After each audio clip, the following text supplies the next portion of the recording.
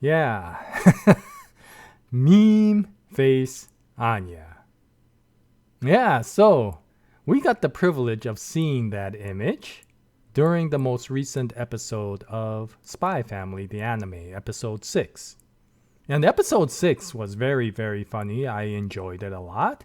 And that is because it corresponds to chapters 7 and 8 of the manga, which I enjoyed very much, especially chapter 8. I think I can safely say chapter 8 is one of the most favorite chapters of many of the readers of the manga. And since episode 6 is the corresponding episode for that, yeah, you of course expect it to be hilarious. But aside from that, there were some notable points with regards to this episode. First of all, it introduced 3 additional characters. The first one is Sylvia Sherwood, Lloyd's handler. The second is Becky Blackbell, Anya's soon-to-be good friend. And the third is, yeah, Damien Desmond. He's a character. And they were really well represented in the anime. And I think I really enjoyed the voice actors for all 3 of them. For Sylvia Sherwood, she is voiced by Kaida Yuko, who is a veteran voice actress, and she has come out in many animes. And she plays a little bit of a very strong-willed female character. Some of the more notable characters she has played in the past are Isabella from A Promised Neverland, as well as Tsukuyo from Gintama. Both very strong-willed female characters. And I think that will be very appropriate because that is the persona of Sylvia Sherwood as well. I really like Sylvia Sherwood as a character. She is no nonsense, she is very intelligent, and she has an extremely good personality. And so, yeah, I think the voice actress will be important. And I am glad that they brought out a voice actress who can play strong-willed female characters, such as Kaida Yuko. Now, as far as Becky Blackbell is concerned, she is voiced by Kato Emiri, who is also another very veteran voice actress. And she has played many, many roles in animes. And some of the better known roles that she has played for the Western audience include Riko Saikawa from Miss Kobayashi's Dragon Maid, as well as Aura Bellafiora from Overlord. And so this one is a lot more cuter voice, and I think it will be appropriate for Becky Blackbell, because similar to Aura, it is a cute character, but Becky is a tomboy, just like Aura is. And so I think this voice actress will be able to bring out that pushy sort of characteristic that Becky needs to be. And finally, with regards to Damien, probably the most important character out of the 3, he is voiced by Fujiwara Natsumi, which is interesting because, of course, she is a female voice actress, but she often plays a little bit more masculine sort of character. One of the notable characters she played in the past is Toru Mutsuki from Tokyo Ghoul RE, who is, of course, a character who's kind of a masculine female character. And so her voice becomes very good for somebody who is young, but is still a male role, such as Damien. Now, female voice actresses who play male roles is not unusual in anime. Probably the most famous of that is Tanaka Mayumi, who of course plays Monkey D. Luffy in the series One Piece. And so more than anything, it will be interesting to see how Fujiwara Natsumi portrays Damien, because Damien is going to become a very important character, and of course Damien is the tsundere character of this series. And how he will be portrayed will be really important because, of course, he will become the core of Operation Strix. And the relationship between him and Anya will become really important as the story moves on.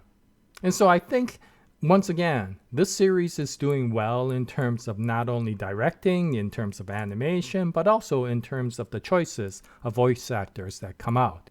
And I have to say, this episode was hilarious. And we got to see even more goofier shots of Anya. And yeah, they will increase as we continue to go down these episodes. But one thing I have to say, as good as this anime is, the hilarious nature of the story, I have to give hats off to the author, Tatsuya Endo. That man is really exceptional at sarcastic timing. And the more episodes I see, the more I become really impressed at just how he can surprise audiences with the really far out and outlandish sarcastic nature of the show. And the timing he brings out is absolutely perfect. And in fact, if I were to compare episode 6 with chapter 8, I would have to say that I enjoyed chapter 8 as far as humor even more than episode 6. Mostly because of the fact that we get the pure timing of Tatsuya Endo, which is very, very good. And as much as episode 6 really did a good job in being faithful to that timing, it has to fit that schedule of being able to fit this entire anime into its time slot.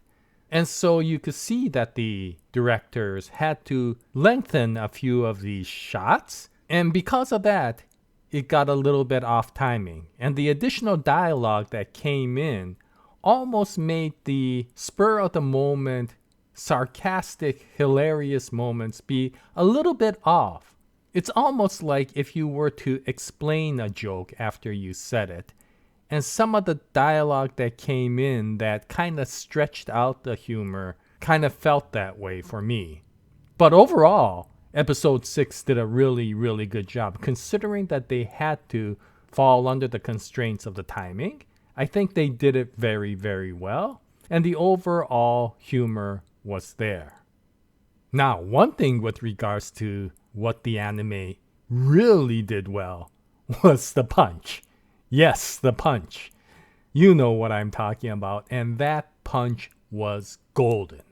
And it comes back to timing once again. In the case of that punch, the director and the animators did the timing perfectly. In the manga, it goes through that very snide remarks that Damien gives to Anya, and just out of the blue, Anya just slams her fist against Damien. And that sudden shift in the situation was so hilarious to see.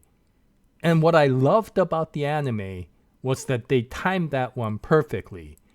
Oftentimes in anime, a lot of the creators will telegraph that punch to increase the dramatic nature. But in this case, the director did it just like the author, in that the punch came out of nowhere. And what's interesting is as much as every reactor who was watching felt that Anya's gonna punch, they were completely floored when that punch came out because it came out of the blue and slammed Damien back into the wall.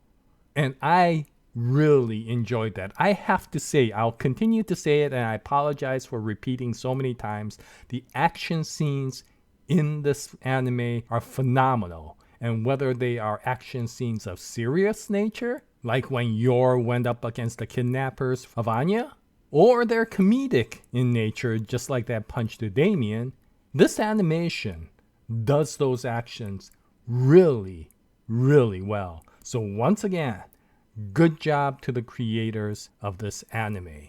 You did a fantastic job with that punch. Okay, so, yeah, Anya is in trouble. And it will be interesting to see what happens in the future to see how Anya tries to get out of that trouble. Because whether we go with the friendship scheme or whether we go with the Stella Stars, she's not doing too well. And so it will be interesting. The future episodes will revolve around the fixing that Anya will have to do to get out of that rut that she is in.